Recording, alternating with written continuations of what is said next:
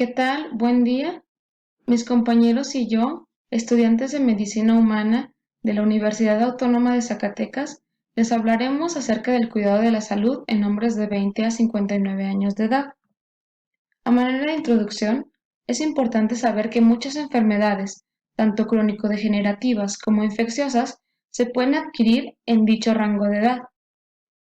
Eh, pero, si se llevan a cabo las acciones de atención primaria, estas enfermedades se pueden evitar. Otro punto importante es la relación que existe entre la enfermedad y los factores tanto sociales como culturales, que en nuestra población están bastante arraigados. Uno de los factores sociales es el hecho de que los hombres tienen una menor demanda de los servicios de salud. Por lo tanto, el índice de morbimortalidad en este género está aumentado, así como su esperanza de vida está reducida en comparación con la de las mujeres.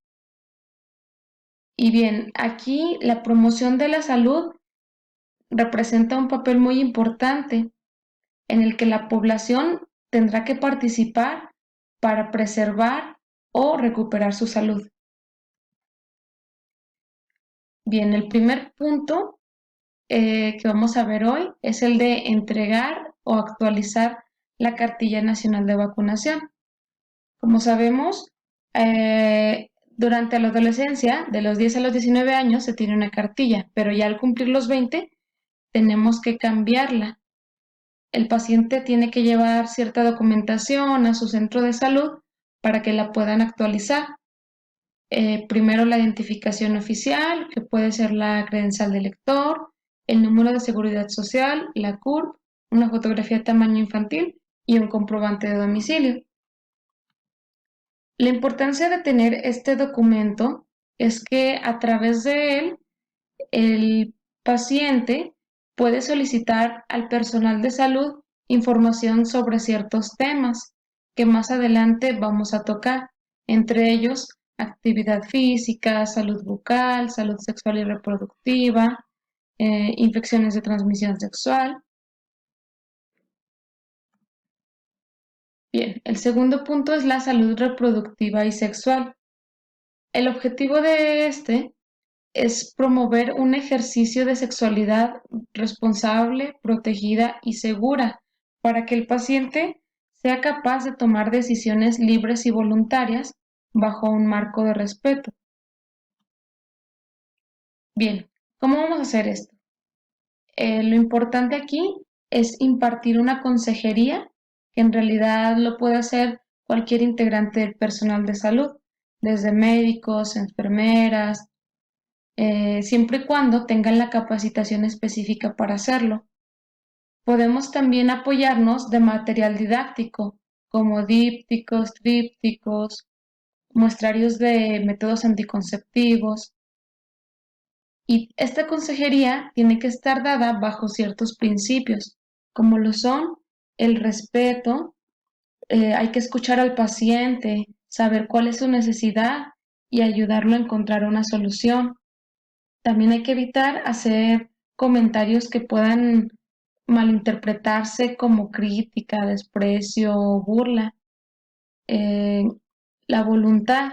El solicitante tiene tanto el derecho como la necesidad de tomar sus propias decisiones. Veracidad.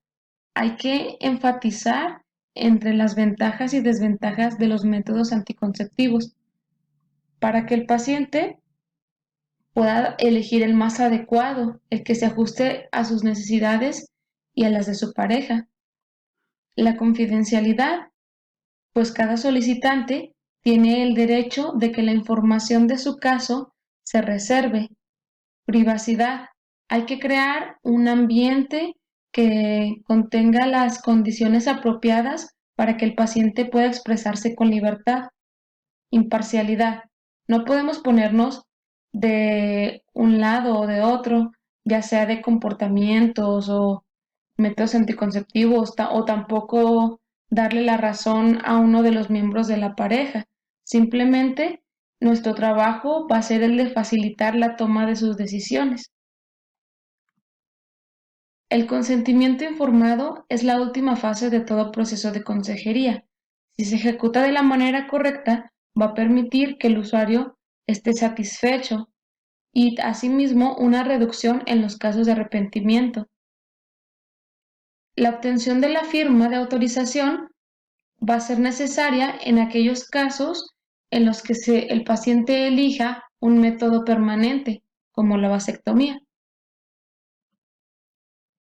Es importante que el paciente sea consciente de sus derechos sexuales y reproductivos. Debe saber que el Estado tiene la obligación de garantizarlos y que no importa la raza, la religión, la clase social ni la edad, la ley debe de dárselos. Y bien, están establecidos en el artículo 4 de la Constitución Política Mexicana. Y dice lo siguiente, que tanto el varón como la mujer son iguales ante la ley y ésta deberá proteger la organización y el desarrollo de su familia, y que todas las personas tienen el derecho a decidir de manera libre, responsable e informada sobre el número y el espaciamiento de sus hijos. Bueno, ahora yo les voy a hablar del siguiente punto, que es brindar información sobre la planificación familiar y promover el uso de condón y otros métodos anticonceptivos que pueden usar los hombres de 20 a 59 años. Dentro de las guías para el cuidado de la salud de los hombres, que encontramos tanto de la Secretaría de Salud como del Instituto Mexicano del Seguro Social, hay varias recomendaciones para mantener la salud sexual. Y dentro de ellas está el dar orientación en métodos de planificación familiar para el hombre, que a veces es un poco más complicado que con las mujeres. Y el número dos es que si tiene relaciones ocasionales con otra que no sea su pareja o con trabajadoras sexuales, use siempre condón para prevenir el SIDA y el contagio de otras infecciones de transmisión sexual. Esto va a ser con el objetivo de orientar para que disfruten de una vida sexual satisfactoria, saludable y sin riesgos, así como postergar la llegada del primer hijo y mantener el espacio entre uno y otro. Y bien, o bien también suprimir la fecundidad cuando la paridad esté satisfecha, con absoluto respeto a sus derechos y a su libre decisión. Aquí en el hombre, pues es importante que se le haga, que creamos conciencia que esto no solo es como se lo dejen a las mujeres, que antes en generaciones pasadas así sucedía, sino que ellos también pueden ayudar a su pareja a, pues como ya dijimos, a mantener un espacio entre hijo-hijo o bien suprimir la fecundidad cuando ya no quieran tener más hijos. Y pues más adelante les voy a explicar pues métodos anticonceptivos como es el condón para el hombre o la vasectomía, que es un método ya definitivo y mucho más fácil y sencillo, menos riesgoso que por ejemplo una obstrucción tubárica bilateral en las mujeres.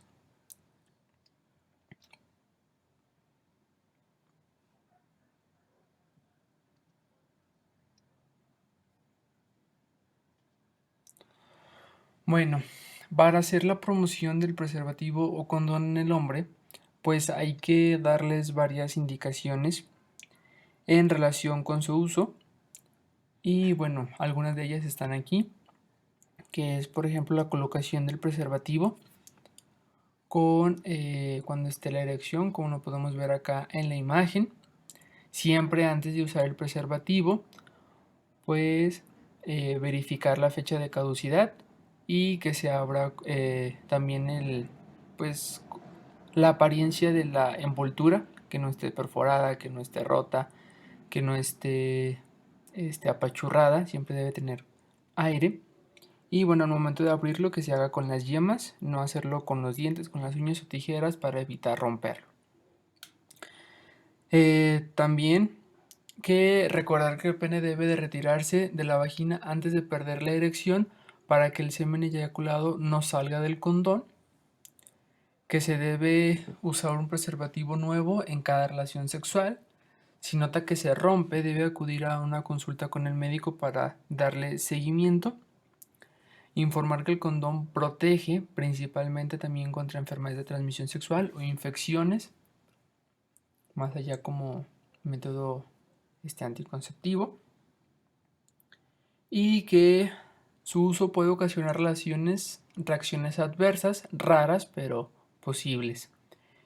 Y que en caso de uso de lubricantes debe de ser solubles en agua, nunca en aceite, para evitar la pérdida de la efectividad, principalmente de lo que va a ser el espermicida.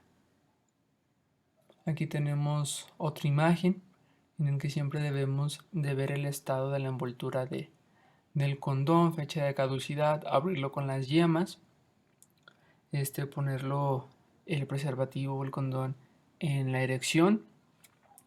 Su colocación debe ser con el pulgar y el dedo índice, apachurrar el extremo para que no guarde aire y desenrollarlo hasta la raíz del pene y retirarlo antes de la erección y desecharlo. Otro punto importante también aquí del condón es su efectividad, que su uso correcto y regular de este método confiere hasta el 86%. Importante que pues, no es el 100% para tener en cuenta esto, aunque hay estudios en el que dice que su uso correcto es cercano al 99%, pero ningún método tiene una efectividad del 100% y las personas deben de saberlo y entenderlo. ¿Cuál va a ser su mecanismo de acción? Pues impide el depósito de espermatozoides en la vagina, es un método de barrera, aunque también tiene espermicidas. Sus indicaciones es todo hombre que tenga vida sexual activa y, importante, como ya lo había dicho anteriormente, es el único método que contribuye a la prevención de enfermedades de transmisión sexual, que más adelante también les voy a hablar de las más frecuentes. Y que, por ejemplo, si después de hacerse una vasectomía, también es importante seguir usando el condón si tiene varias parejas sexuales, porque es el único que va a prevenir estas infecciones de transmisión sexual. Y contraindicaciones, pues puede haber alergia o hipersensibilidad al látex o al espermicida, que es muy raro, pero posible, y también debe de conocer esto los hombres. Ahora, la vasectomía. La vasectomía es otro método de planificación familiar. Este es un método definitivo con una efectividad del 99%, aclarar no del 100%, porque los conductos deferentes pueden recanalizarse cuando son solamente cortados y no se ligan o aunque estén ligados. Por lo tanto, su mecanismo de acción o lo que se va a hacer en esa cirugía consiste en cortar o ligar un fragmento de los conductos deferentes, lo que impide el paso de los espermatozoides. Es una cirugía ambulatoria, sencilla, rápida, que puede ocasionar mínimas molestias y permite regresar pronto a sus actividades. Por lo que es importante generar conciencia en los hombres que, pues, si ya está satisfecha la paridad, pues el hombre también puede recurrir a estos métodos definitivos y no solo la mujer, que en muchas ocasiones se les deja a ella toda la responsabilidad. Aunque de nuestra parte solamente nos toca informar de la mejor manera, generar conciencia y respetar la decisión de los pacientes. Hay que aclarar que existen todos los riesgos de toda cirugía, como puede ser, como ejemplo, algún sangrado, alguna infección. Y importante es señalar los mitos que hay que produce cáncer o que ya después no va a haber erección ni erección. Entonces, pues esta cirugía no va a ocasionar nada de esto y es muy segura. El siguiente punto es detectar las infecciones de transmisión sexual y el VIH-Sida y referir los casos a segundo nivel de atención, principalmente para su manejo y tratamiento más adecuado. Las infecciones de transmisión sexual más frecuentes en los hombres de 20 a 59 años son la gonorrea, tricomoniasis, candidiasis, sífilis y herpes genital. El factor común que hay en todas estas infecciones de transmisión sexual es que se pueden prevenir, o más bien se adquieren cuando hay muchas parejas sexuales sin usar condón. Entonces, pues antes de detectar, pues podemos prevenir, y ese es un punto importante y sencillo. Vamos a empezar con la gonorrea. La gonorrea es una infección frecuente de los 15 a los 24 años de edad. Es una infección causada por una bacteria que se llama Neisseria gonorrhoeae y puede ser asintomática o sintomática.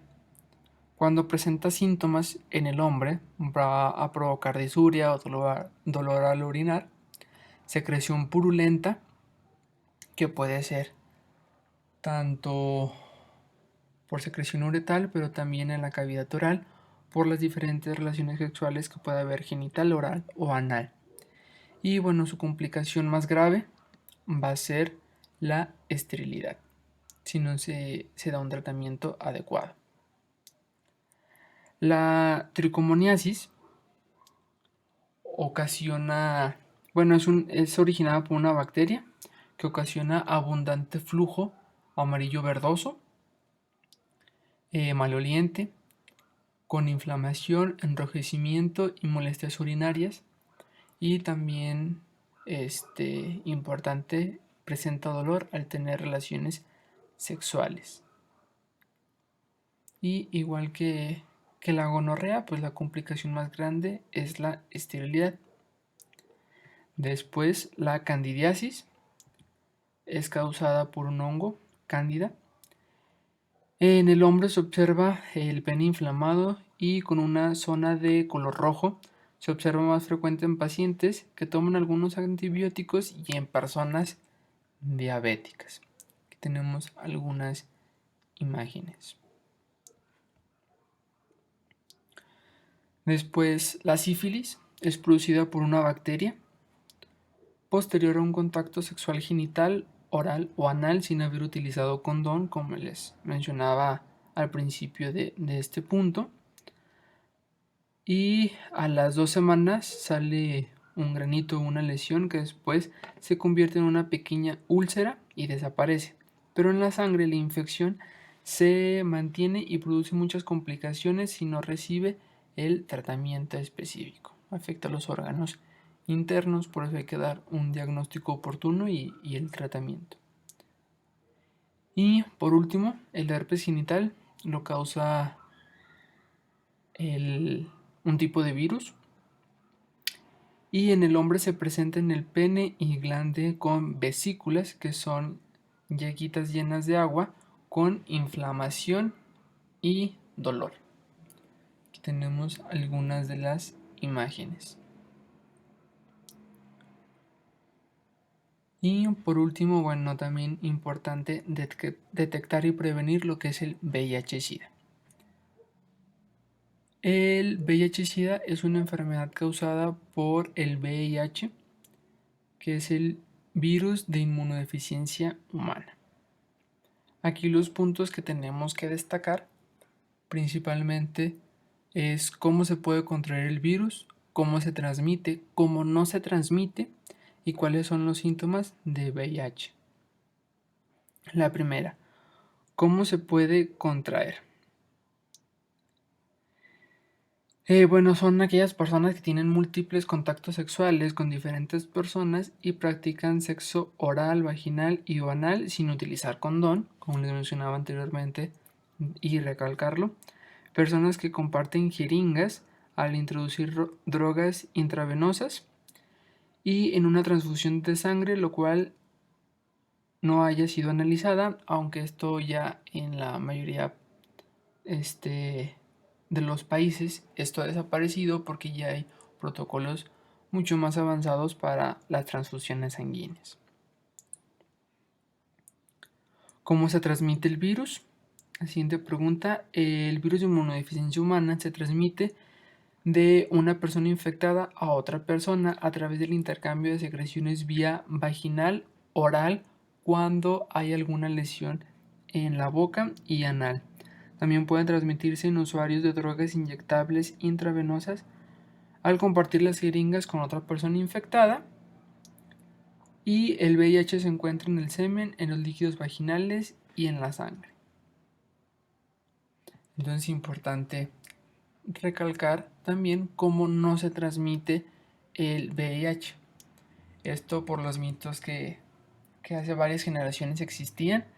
Es que por abrazar a una persona que tenga VIH, por saludar de mano a una persona, o por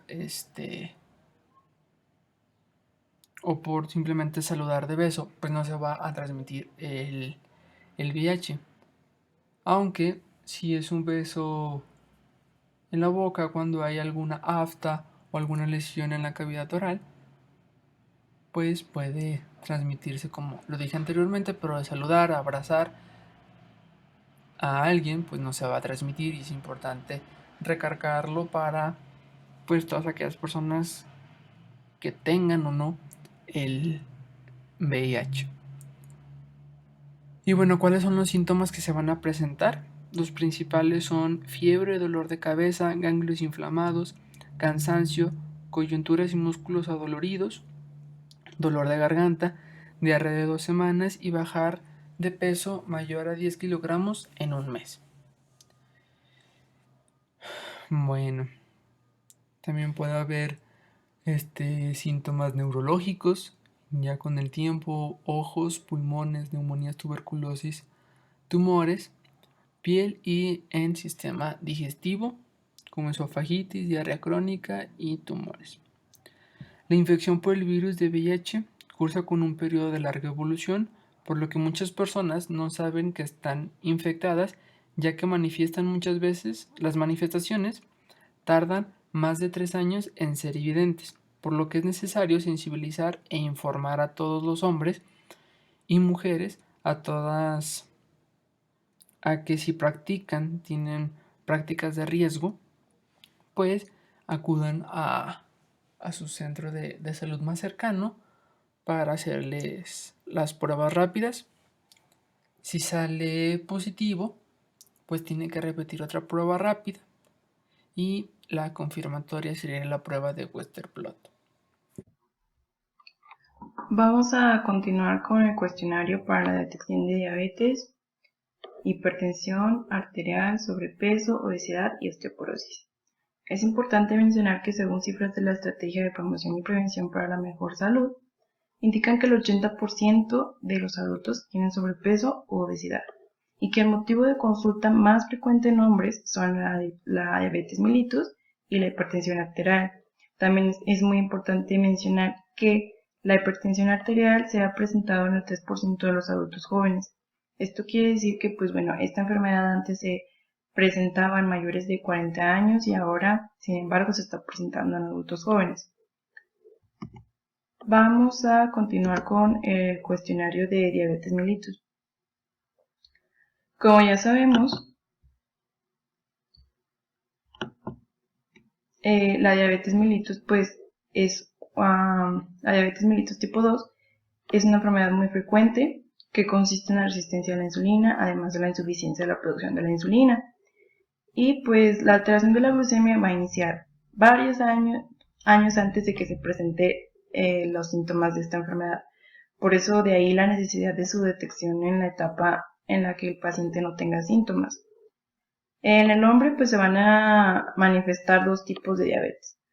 O puede ser el diabetes tipo 1, que se presenta con mayor frecuencia antes de los 20 años en individuos delgados, en los cuales su organismo pues no va a producir nada de insulina.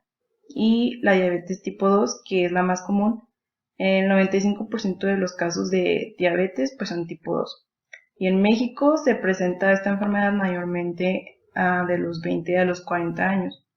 Y para los factores de riesgo tenemos que identificar si el paciente tiene sobrepeso o si tiene obesidad. Si es un paciente sedentario, si tiene padres o hermanos con diabetes, si tiene 65 años o más y si ha tenido algún hijo que pese más de 4 kilogramos al nacer. También es importante preguntar si el paciente tiene hipertensión arterial, porque bueno, son enfermedades que normalmente se pueden presentar juntas. También son pacientes que tienen un factor de riesgo que son los niveles altos de colesterol y triglicéridos. Son pacientes que tienen enfermedades cardiovasculares y bueno, se hace la prueba de la glucosa capilar y entonces esta pues presenta niveles anormales, ya sea 100 miligramos sobre decilitro en ayunas o 140 miligramos sobre decilitros de forma casual. Lo que vamos a preguntar para la diabetes es cuando los pacientes ya tienen síntomas, que es lo que tratamos de evitar.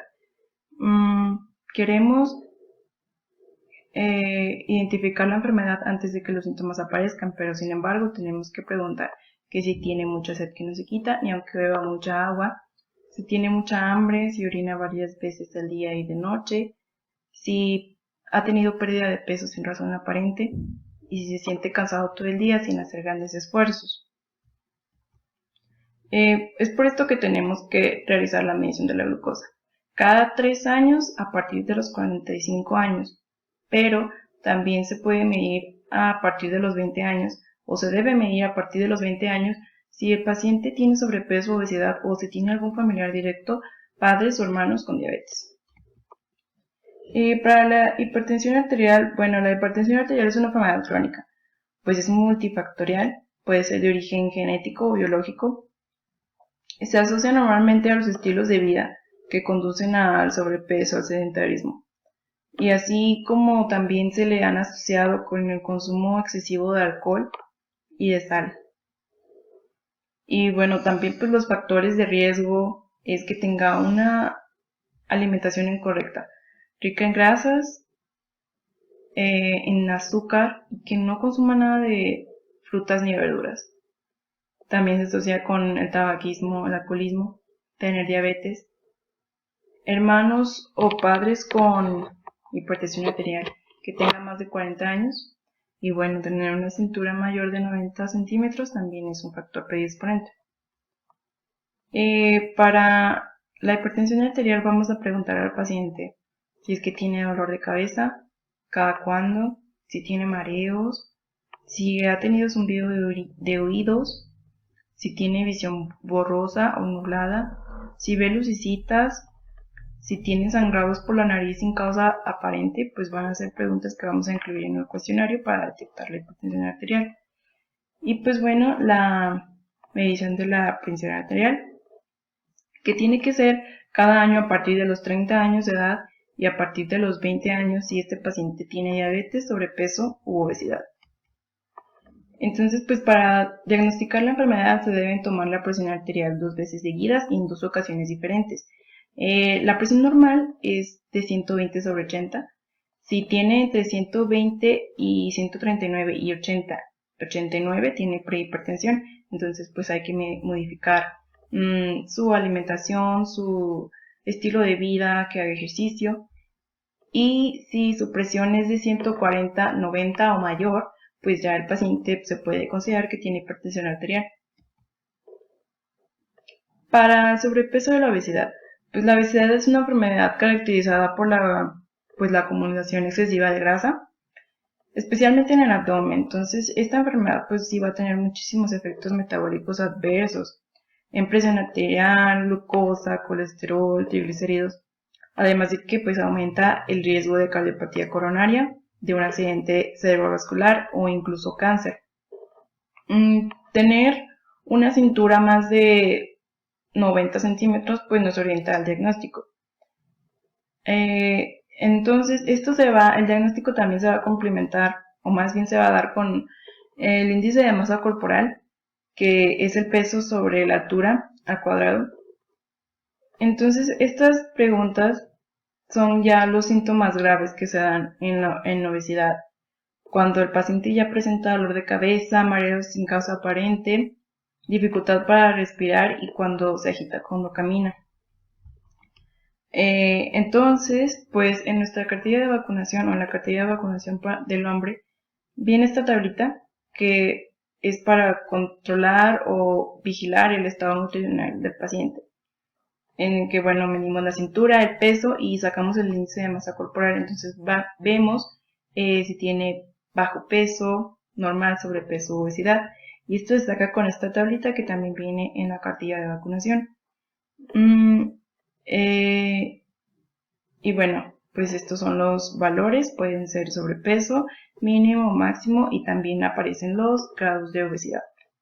1, 2 y 3. Y bueno, pues para la osteoporosis, pues esta osteoporosis es una enfermedad que se caracteriza por la baja densidad del deterioro continuo de los huesos, lo que produce fragilidad y pues mayor riesgo de fracturas. Y pues estas fracturas que son causadas por esta enfermedad pues son las principales causas de discapacidad. Y pues a veces puede ser de fracturas de cadera que bueno son muy graves y pueden poner en riesgo la vida del paciente, entonces pues se puede prevenir. La osteoporosis por sí misma pues no nos va a producir síntomas, pero la consecuencia más grave es la fractura. Entonces, pues sí, como les digo, pues sí se puede prevenir. Y pues para saber si está en riesgo el paciente de tener osteoporosis, se aplica el siguiente cuestionario. Si tiene algún familiar, padre o madre con antecedente de fractura de cadera, si ha tenido antecedente de fractura a causa de simple caída o un golpe después de los 40 años de edad, si padece artritis reumatoide o enfermedad de la tiroides o alguna enfermedad intestinal crónica, también si está en tratamiento con esteroides, como por ejemplo prednisona, desde hace más de 3 meses, y pues si el paciente sabe que tiene bajo peso. Si responde al menos una pregunta positiva, pues tiene que acudir a una valoración completa, pues para identificar si el paciente tiene osteoporosis. Bien, como sexto punto va a estar la verificación del riesgo de tuberculosis pulmonar. El objetivo de este apartado es informar sobre este padecimiento con la finalidad de ayudar a cortar la cadena de transmisión, mejorar la calidad de vida de los pacientes que ya tienen este padecimiento y disminuir la magnitud de la morbilidad y la mortalidad asociada a este padecimiento. O sea, disminuir la cantidad de personas infectadas y reducir la cantidad de personas que mueren por esta enfermedad. Dentro de los factores de riesgos tenemos 4 principales, dentro del cual el primero va a ser no haber recibido la vacuna de BCG, que es la vacuna específica contra la tuberculosis. Por otro lado, tenemos la disminución de las defensas o lo que nosotros conocemos como pacientes inmunocomprometidos, que sería en el caso de los pacientes con diabetes mellitus, con desnutrición, los adictos y enfermos de VIH-Sida. También tenemos la capacidad aumentada del bacilo para producir la enfermedad. Y como último tenemos vivir en zonas de riesgo, como campamento de migrantes, penales, albergues o comunidades indígenas. En este caso, en este apartado se habla sobre el hacinamiento de las personas, o sea, que muchas personas comparten un mismo espacio reducido, que a su vez, al haber poco espacio entre ellos, puede aumentar la contagiosidad o el contagio de esta enfermedad. Bien, ¿cómo se contagia?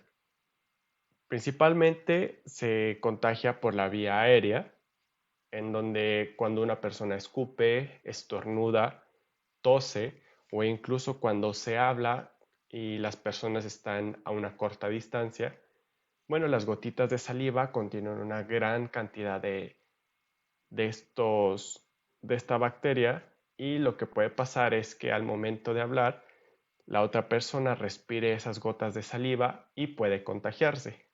¿sí? Además de la transmisión persona a persona, también existe la transmisión por parte de animales, que en este caso sería estar en contacto con animales bovinos que tienen la enfermedad propia o que albergan esta bacteria, o también tomarle sus productos, que sería la leche bronca, también es, bueno, es la leche sin hervir o que no está pasteurizada. ¿Cuándo se debe de sospechar de tuberculosis pulmonar? Existen varios síntomas de los cuales pues son un poco específicos para la tuberculosis y que en caso de presentarlos hay que acudir a un médico, ¿no? Tenemos principalmente la tos productiva, que a veces contiene sangre, ¿sí? La pérdida de peso, sudoración nocturna, debilidad o fatiga, fiebre y escalofríos o dolores torácicos. Entonces, si algún paciente presenta estos síntomas, entonces debería de acudir a su centro de salud más cercano para verificar que todo esté bien. Como medidas de prevención, las principales van a ser ambientes bien ventilados e iluminados, ya que pues al estar bien ventilado, esas gotitas que tienen saliva o que también conocemos como flush se dispersan y crean pues corrientes de ventilación. La luz solar mata también bacterias. Al estornudar hay que cubrirse la boca o con el estornudo protocolario, ponerse, bueno, cubrirse con la parte interna del antebrazo, tener una buena alimentación para prevenir enfermedades, que nuestro cuerpo esté sano para que pueda ser capaz de combatir esta bacteria y otras enfermedades, y también realizar ejercicio físico, ¿no? Para tener un buen estado de salud. Otras medidas que también son importantes sería el lavado de manos, pero lavado de manos correctamente, ¿no? No basta con que nosotros nos pongamos agua y 5 segundos un poco de jabón y digamos que están limpias. La verdad es que debemos de realizarlo como se está establecido, llevar a cabo cada uno de los puntos que se ven en la imagen para cubrir toda la superficie de la mano y que sea eficaz, ¿no? Se debe de lavar las manos antes y después de los alimentos, antes y después de ir al baño, y o en otras ocasiones que hayamos tenido contacto pues con alimentos, con basura o superficies muy sucias. Como ya les había mencionado, también al momento de toser y estornudar, pues realizar el estornudo protocolario, ¿no? Con la parte interna del antebrazo o la parte del codo, la parte interna del codo. Y al momento de estornudar, cubrirse con un pañuelo desechable y después, si se usa un pañuelo, pues depositarlo en la basura, ¿no? Y después de esto, si es necesario, pues hay que lavarse las manos. A lo mejor podemos tener algunas bacterias dentro de las manos, entonces lo más conveniente es en todo momento lavarse las manos. Otra recomendación que es muy importante y que muchas veces no le ponemos atención serían las recomendaciones de alimentación. Una buena alimentación significa gran progreso para evitar cualquier tipo de enfermedades, ¿no? Hay que incluir verduras, frutas, cereales, leguminosas y algunos alimentos de origen animal, siempre balanceadamente en cada comida. ¿Sí? Reducir la cantidad de sal, azúcar y grasas, siempre servirse lo necesario, lo justo y no comer de más. En las comidas hay que incluir siempre verduras y frutas frescas, en el caso de que ya se haya comido, y algunas veces dentro de la colación hay que procurar comer un plátano o una manzana, algo que esté al alcance, y evitar galletas o jugos o cosas altas en azúcar, y beber 2 o más litros de agua, ¿sí? Simple y a lo largo de todo el día, no en un solo sorbo, un vasito de agua, 250 mililitros cada hora y media, 2 horas, y estar continuamente hidratados. El punto número 7, promover la actividad física, y su objetivo es promoverla mediante una forma sistemática para disminuir la incidencia de enfermedades como el sobrepeso, la obesidad, diabetes mellitus, hipertensión arterial, cáncer, depresión y osteoporosis, para poder mantener un estado de salud adecuado. Los beneficios que trae consigo la actividad física son los siguientes. 1. Mejora su apariencia física, lo que va a fortalecer su autoestima y seguridad en sí mismo. 2. Sus músculos se refuerzan, pues corrige su postura y previene dolores en articulaciones y en la espalda. 3. Los huesos se fortifican, reduciendo así el riesgo de osteoporosis, que es la descalcificación de los huesos. 4. Ayuda a prevenir enfermedades del corazón, mejora el funcionamiento de este órgano y de los pulmones, hace más eficiente la circulación de la sangre y la oxigenación de las células. 5. Baja los niveles de azúcar y grasas en la sangre, le ayuda a bajar de peso y a reducir el riesgo de enfermedades como la presión arterial alta y la diabetes mellitus. 6. Ayuda a la buena digestión. 7. Propicia el descanso o sueño reparador. 8. Mejora la calidad de vida, pues disminuye la tensión nerviosa y la depresión. Por otro lado, favorece el aprendizaje y la sensación de bienestar. 9. Mejora el estado de ánimo, propiciando actitudes positivas y de buen humor. 10. Mejora el desempeño del trabajo, así también mejora las relaciones sociales y familiares. Las actividades recomendadas que puede realizar para mantener su resistencia, la flexibilidad y la fuerza puede ser caminar, trotar o correr, nadar, bailar y andar en bicicleta, yoga y gimnasia de manera suave, paseos y excursionismo, la jardinería, lavar el coche, tai chi, cargar las bolsas del supermercado, hacer pesas con bajo peso, jugar en forma recreativa el deporte que más le guste, por ejemplo el fútbol o básquetbol. En recomendaciones generales tenemos que no tiene que ser vigoroso para aportar beneficios a la salud. Con tan solo 30 minutos diarios y a una intensidad moderada proporciona beneficios de salud importantes. Antes de iniciar el programa de entrenamiento, es indispensable la autorización médica. De lo contrario, no podrá realizarlo. La actividad física debe hacerse por lo menos 30 minutos diarios, 5 días a la semana. Si necesita reducir de peso, haga 60 minutos al día, siempre con precaución.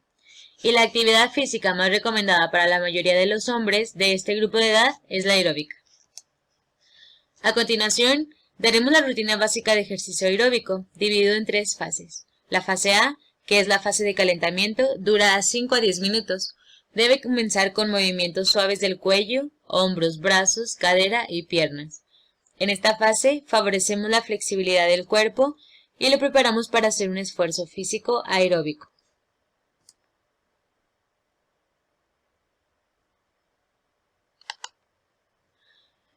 La fase B, que es la fase fundamental o aeróbica, de 10 a 40 minutos. Debe hacer ejercicios más intensos y vigorosos. Esto le ayudará a mejorar la resistencia y el funcionamiento del corazón y de sus pulmones. Y en esta fase puede caminar más rápido, trotar suavemente, jugar al deporte de su preferencia o bailar sin excederse. Y la última fase, que es la fase de recuperación, que dura de 5 a 10 minutos, debe disminuir paulatinamente la intensidad, alternando con ejercicios suaves y de flexibilidad, con respiraciones profundas y lentas, para desacelerar el ritmo cardíaco y pulmonar. Otro punto importante es la prevención de accidentes. El objetivo es capacitar a los hombres de 20 a 59 años de edad en el conocimiento de las medidas dirigidas a reducir los factores de riesgo en accidentes y poder incrementar las medidas básicas de atención inmediata cuando haya una urgencia médica. Hay que recordar que los accidentes se pueden prevenir si se toman las precauciones específicas para cada situación. Por ejemplo, en el hogar, debe tener precaución de cerrar la llave de paso del gas cuando quite y coloque el tanque.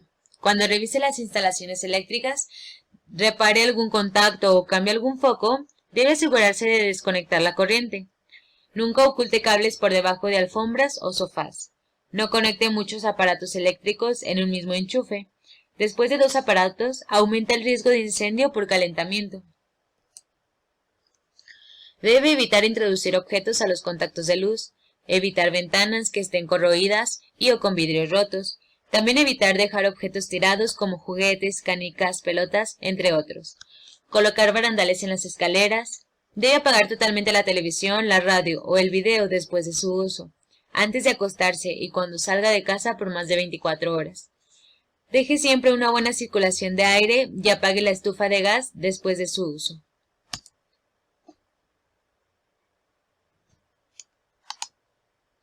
En el trabajo, debe solicitar la capacitación y asesoría necesaria. No debe ingerir alcohol u otras drogas durante sus horas laborales. Si debe de tomar medicamentos, consulte con su médico cuáles de ellos pueden disminuir sus reflejos o habilidades. Ponga la máxima atención en el trabajo. No se distraiga ni distraiga a los demás. Trabaje bien y no se presione o presione a los demás de manera innecesaria o en exceso. No debe introducir sus brazos o manos en aparatos o máquinas que pueden herirlo o mutilarlo. Si es necesario hacerlo, asegúrese de que estén completamente apagados. Debe utilizar el equipo de protección indicado que se le proporciona. Si no lo tiene, debe exigirlo. Cumpla con las normas de seguridad e higiene cuando maneje productos químicos riesgosos. No utilice herramientas o equipo defectuoso o en mal estado. En el automóvil o transporte, debe conservar la distancia con el vehículo de adelante. Debe ceder el paso a los vehículos de emergencia como las ambulancias, los bomberos, las patrullas. Debe utilizar las direccionales al cambiar de carril. No manejar en estado de ebriedad o bajo el influjo de drogas. Utilizar siempre el cinturón de seguridad como conductor y exigirle a los pasajeros. También debe revisar el estado del automóvil periódicamente, frenos y dirección, entre otras cosas. Utilizar lentes y equipo de seguridad para viajar en motocicleta. Manejar con precaución por la noche y en tiempo lluvioso. Evitar rebasar los límites de velocidad y obedecer las señales de tránsito. En la vía pública, debe cruzar las calles por las esquinas, utilizar los puentes peatonales, respetar el señalamiento del semáforo, mirar hacia ambos lados en la calle antes de cruzar, respeto a los señalamientos de tránsito, evitar el riesgo de electrocutarse con el cableado eléctrico público, caminar por las banquetas y no por las carreteras.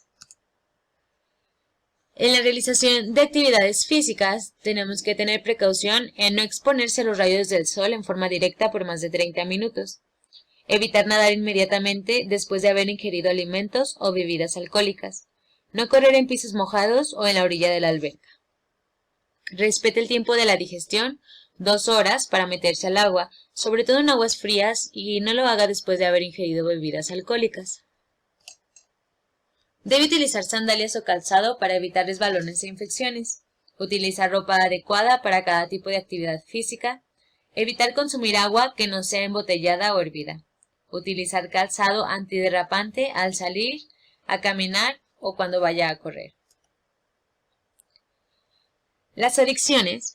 Tenemos que saber estos 2 puntos importantes, la adicción y las drogas. La adicción es un estado mental y en ocasiones físico que se caracteriza por un deseo incontrolable de recurrir a determinadas sustancias, por lo general químicas, ya sea de modo continuo o periódico. La persona adicta a una sustancia no puede controlar el deseo de utilizarla. Y le vamos a llamar droga a la sustancia que altera algunas funciones mentales y físicas y que al ser consumida con frecuencia pues pueda ocasionar o originar una adicción. Entre las drogas más comunes tenemos pues las sustancias de uso industrial, las sustancias de uso médico, el tabaco, las bebidas alcohólicas y las drogas ilícitas. El consumo de alcohol, tabaco o de otras drogas altera la percepción, las emociones y el pensamiento. Causan adicción y afectan la salud y son causa de lesiones, accidentes o la muerte, siendo estos los riesgos por consumos de drogas. El consumo de alcohol. Pues ya se ha sabido que el alcoholismo es una enfermedad ocasionada pues por el consumo excesivo de bebidas alcohólicas, pero este afecta en el organismo al funcionamiento del cerebro causando una adicción. Puede tener enfermedades del hígado, accidentes, puede llegar a la violencia y hasta la muerte. Hay varios test que se hacen para las personas que beben alcohol. Uno de ellos es el siguiente: una autoevaluación del consumo del alcohol en los últimos 12 meses. Se les hace una serie de preguntas y el paciente debe responder no o sí. Y si contestó una pregunta afirmativamente, es probable que tenga problemas en su forma de beber. Las preguntas son las siguientes: ¿tiene necesidad de tomar más copas para alcanzar el mismo efecto que cuando empezó a beber? Cuando usted deja de beber, ¿sus manos tiemblan, suda o se siente agitado? ¿Bebe para evitar esas molestias? Cuando bebe alcohol, ¿usted termina bebiendo más de lo que planeó inicialmente? ¿Ha tratado de reducir la cantidad que bebe o de dejar de beber alcohol, pero no ha podido lograrlo? Los días que bebe, ¿gasta mucho tiempo para obtener alcohol, beber o para recuperarse de los efectos? ¿Invierte menos tiempo en trabajar, descansar o estar con otras personas a causa de su deseo de beber? ¿Ha continuado bebiendo a pesar que sabe que la causa problemas con los demás, su familia, trabajo o escuela? Y el paciente debe contestar no o sí. El consumo de tabaco. Pues el tabaquismo es una enfermedad ocasionada por el fumar, debido a que la nicotina produce adicción, causa efectos a nivel cerebral, acelera los latidos cardíacos, inflama los bronquios, aumenta la presión sanguínea, glucosa y colesterol, favoreciendo pues enfisema pulmonar, cáncer, presión alta, descontrol de diabetes mellitus, infartos cardíacos y cerebrales. El consumo de otras drogas. Existen otras sustancias que afectan la salud, las emociones, las actividades laborales o escolares y las relaciones sociales de una persona, y pueden ser estimulantes como la cocaína, las anfetaminas, las metanfetaminas y el éxtasis. Depresoras como la morfina, la heroína, la codeína, tranquilizantes e inhalables. Y alucinógenas como la marihuana, el peyote, los hongos y el detilamida del ácido lisérgico, más conocido como LSD. Se debe sospechar e indagar probable consumo y abuso de drogas cuando se detecte violencia familiar, desintegración familiar, ociosidad, vagancia, aliento alcohólico o de tabaco, tendencia a la soledad, cambios de conducta, dificultad para asumir responsabilidades y descuido en el aseo personal. Bien, como punto 8 vamos a tener la salud bucal. El objetivo de este punto es fomentar y concientizar sobre la importancia que tiene la salud bucal como parte de la salud en general, ¿sí? Hay que tomar acciones para educar a la población y también prevenir algunas enfermedades que pueden deberse a la mala higiene y los malos hábitos de autocuidado bucal. Las principales enfermedades que se dan en este grupo van a ser la caries dental y la enfermedad periodontal. Si no se controlan ambas con medidas preventivas o uso adecuado del cepillo de dientes, de uso dental, de hilo dental, perdón, puede pasar a etapas avanzadas y conducir a un absceso u otras enfermedades. El desarrollo de la caries depende de varios factores, entre los cuales los principales se encuentran la frecuencia en el consumo de carbohidratos, o sea, la cantidad de azúcar en los alimentos que se consume a diario, el tipo de alimentos consumido y el tiempo de exposición a residuos alimenticios y eliminación de la placa bacteriana. En este caso, hablamos sobre el tiempo en que pasa desde que consumimos alimentos y el tiempo que se están en los dientes los restos de estos alimentos, como podría ser el ejemplo de que en la cena no hayamos lavado los dientes y todos esos restos se queden durante toda la noche, ¿no? Hasta el día siguiente o hasta la próxima vez que haya aseo bucal. También hay que tomar en cuenta que depende de la susceptibilidad que tenga el huésped hacia la bacteria.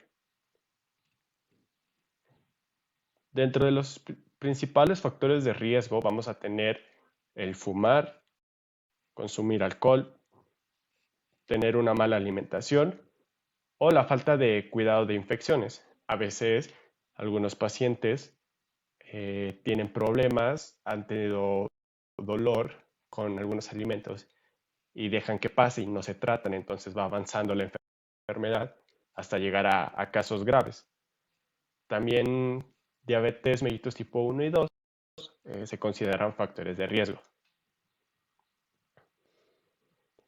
Bien, los principales signos que hay que ver o checar para descartar algún padecimiento de mala higiene bucal sería ver si las encías no están color rojo o que estén inflamadas, sangrado al cepillarse, que los dientes parecieran más largos o que estén separados entre sí debido a la patología de la encía, o que en etapas avanzadas se pueda dar que exista la secreción de contenido purulento o pus.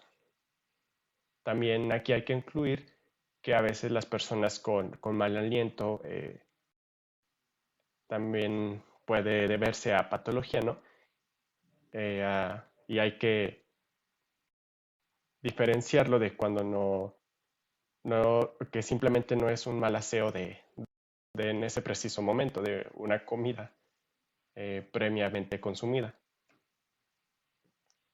Pues la importancia del cepillado de dientes, pues la higiene bucal es indispensable para mantener sanos los dientes, la encía y lengua, por lo que debe hacerse 3 veces al día mínimo, después de cada comida, y el uso de hilo dental una vez al día mínimo. También se pueden utilizar otros productos como el enjuague bucal o etcétera. La alimentación tiene mucho que ver en la higiene y pues en este mundo o en este tiempo, debido a las prisas, al trabajo, a las altas cargas de este mismo, pues a veces nos inclinamos hacia el consumo de comida rápida, procesada, alimentos ricos en azúcares o carbohidratos, que pues van a presentar un factor de riesgo para desarrollar caries u otra enfermedad. Sí, entonces, lo principal es cuidar nuestra alimentación y se recomienda consumir productos que estén ricos en minerales como la manzana, zanahoria, queso, algunos pescados, leche y algunas verduras como las verduras de hoja verde, lechuga, repollo, etc. Otro punto importante es aplicar el cuestionario para la detección de enfermedades prostáticas. Pero primero, ¿qué es la próstata? Bueno, se trata de una glándula del tamaño de una nuez y esta se va a localizar por debajo del cuello de la vejiga, rodeando a la uretra. Esta glándula produce parte del líquido seminal que tiene una función de nutrir y transportar a los espermatozoides durante la eyaculación del hombre. Pueden existir problemas prostáticos que nos lleven a enfermedades como lo es la hiperplasia prostática benigna, que es un agrandamiento de la próstata asociado con la edad que puede provocar dificultad al orinar. Este tipo de agrandamiento de la próstata no se considera un paso previo al cáncer de próstata aún. Si la enfermedad se complica, puede llegar a lo que viene siendo ya en sí el cáncer de próstata, que aquí pues se necesita realizar un monitoreo especial y ya que pueden ser muy agresivos, son diferentes tipos. Pueden requerir radioterapia, cirugía, terapia hormonal, quimioterapia, entre otros tratamientos especiales.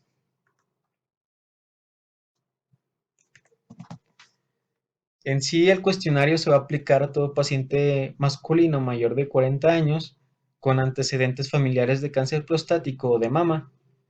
Si el paciente no tiene estos antecedentes prostáticos, pues el cuestionario se le puede aplicar a partir de los 45 años.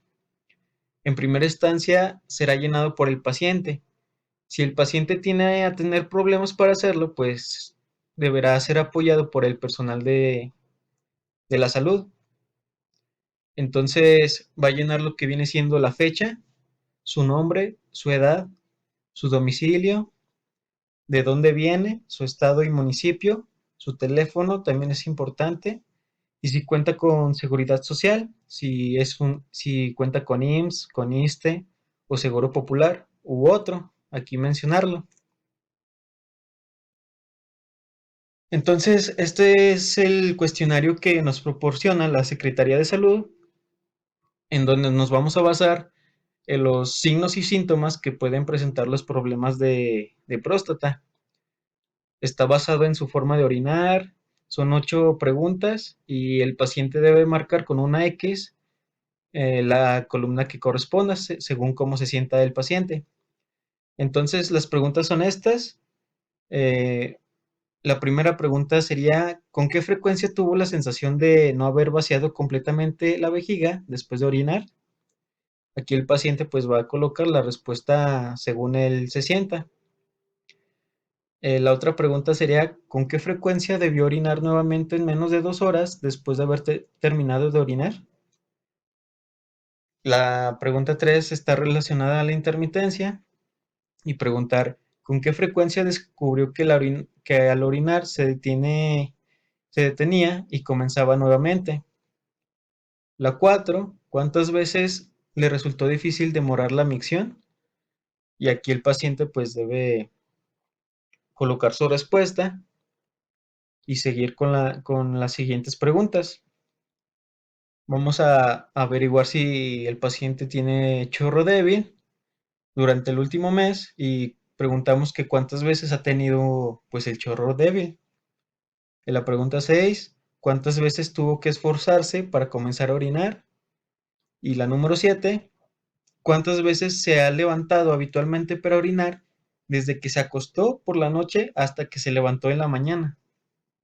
Aquí el paciente pues debe mencionar si ninguna vez se levantó, si una vez, 2 veces, etcétera. Al finalizar las preguntas, pues se deben de sumar los números correspondientes a cada respuesta y restar la calificación obtenida en la siguiente casilla. Para evaluar el cuestionario, aquí vemos la gravedad del problema, la valoración de la sintomatología. 1 a 7 pues es leve, 8 a 19 es moderada y arriba de 20 pues es muy severa.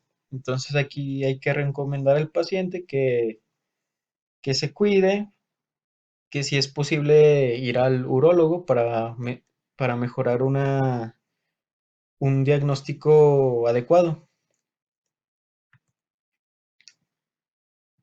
Los síntomas de crecimiento prostático, pues es la necesidad urgente de orinar, la dificultad al empezar a orinar, como ya habíamos dicho antes, aumentar el número de veces que orina durante 24 horas, la disminución del calibre de la fuerza del chorro de la orina, y si al terminar de orinar, termina con goteo.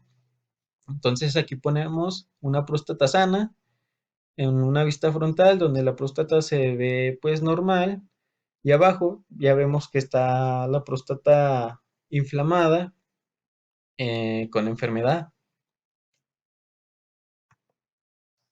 Otro punto importante pues es revisar lo que es el esquema de vacunación y aplicar biológicos si corresponde. Esta es una cartilla de vacunación, pero enfocada a los hombres de 20 a 59 años en el hombre y pues preguntar al paciente, interrogar si ha tenido todas sus vacunas y si le han aplicado todas sus vacunas y sus refuerzos. Sobre todo a esta edad de 20 a 59 años, pues es muy, muy importante ver si tiene sobre todo sus refuerzos y sí, preguntar si tiene la vacuna contra el sarampión y rubiola, tétanos y difteria, la de neumonía por neumococo y pues la de la influenza, que esta habitualmente es muy difícil de conseguir. Normalmente casi todas las personas se la aplican a finales de noviembre, diciembre, ya que pues llega aquí a Zacatecas muy tarde. Entonces, por esta razón, que en su esquema se propone el vacunarse contra el neumococo cada 5 años y la vacuna contra la influenza igual cada mes de septiembre de todos los años. Sobre todo esta edad es como la asociación de la infección de la influenza que da pie o deja un campo fértil para la infección por neumococo, cuyas consecuencias en este grupo de edad ponen en peligro su vida. Y sería todo por nuestra parte. Esperemos que les guste. Gracias por su atención y un saludo, doctora.